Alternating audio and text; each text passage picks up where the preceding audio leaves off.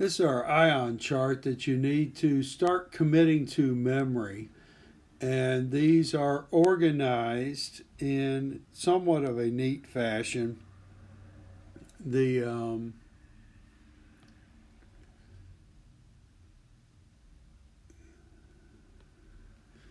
right, so up here toward the top,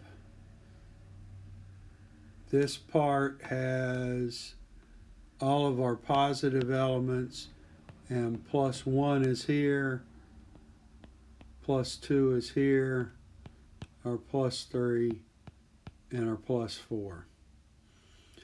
As we come down into the next section, these are the ones that have a negative charge.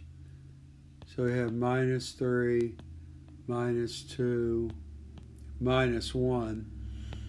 And then down at the bottom, these we'll see later are ones that are in what I call group B.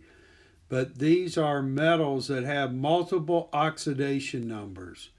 So we have chromium here that can be the +2, which is chromium 2 or chromous, and chromium that's +3 or chromic.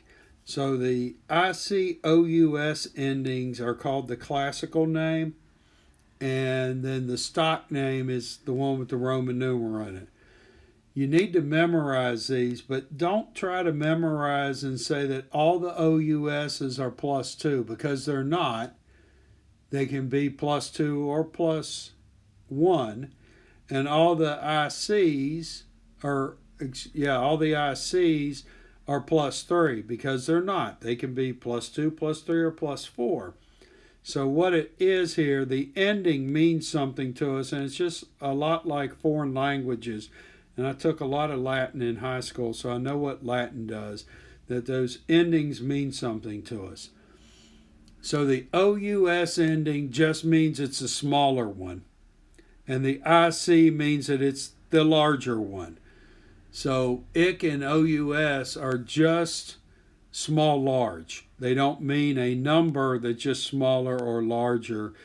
And you do need to set yourself out to memorize them. It'll make naming these things a whole lot easier if you'll watch or look at the PowerPoint notes that I put on ionic compounds. It goes through the columns of the periodic table and what the charges are, and so you can see those charges based on the columns.